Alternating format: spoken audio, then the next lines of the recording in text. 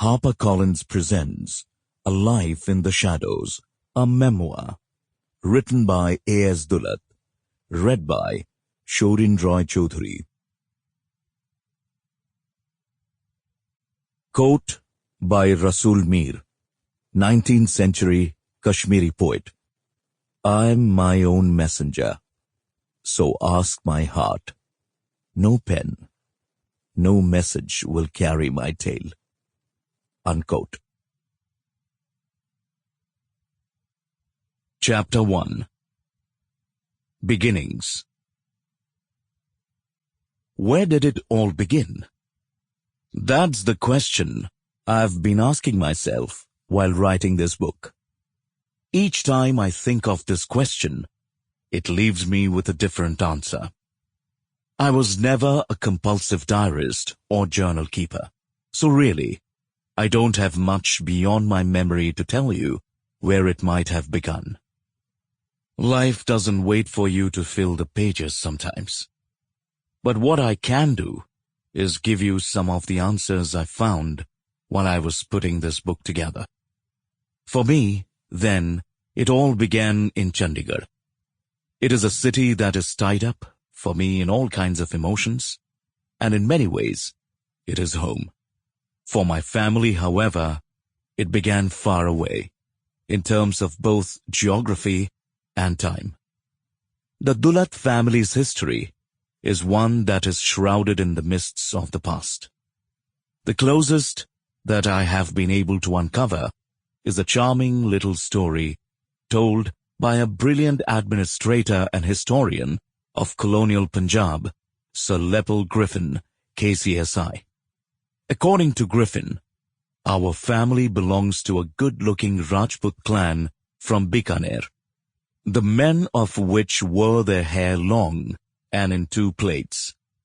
Two plaits in the vernacular means Dulat, and from there we have Dulat. Is this true? Who can say, but it makes for quite a nice little anecdote. From Bikaner my family shifted, I can't tell you when, to Longowal, and thence to Nabha. That is why anyone from my family will tell you, should you ask, that they belong to Nabha. But the trajectory really began from Bikaner many, many years ago. My grandfather, Gurdial Singh Dulat, served the court of Nabha for some years. In the early 1920s, the Maharaja of Nabha, Ripu Daman Singh, and the Maharaja of Patiala fell out on some issue or other which is lost to history.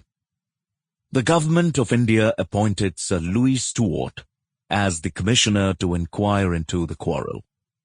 Sir Louis submitted a report sometime in April 1923, according to which the Maharaja of Nabha was removed from Nabha and came to live in Dehradun. He was, however, allowed to retain his title and the privileges of a privy purse and a gun salute. Later, even that would be snatched away from Ripu Daman Singh, and he would be deported to, of all places, Kodaikanal.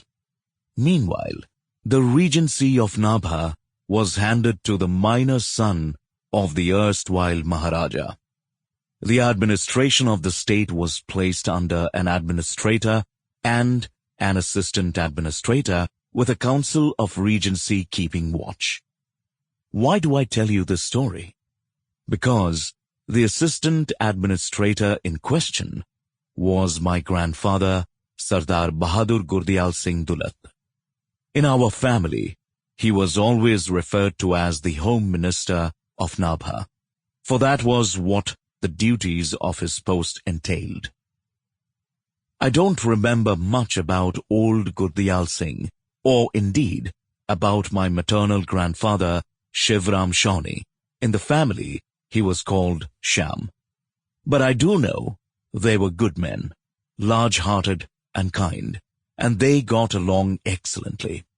Shawnee was a barrister who joined Sir Sikandar Hayat Khan's Unionist Party, but sadly, just like Sir Sikandar, who died in 1942, both Sample complete.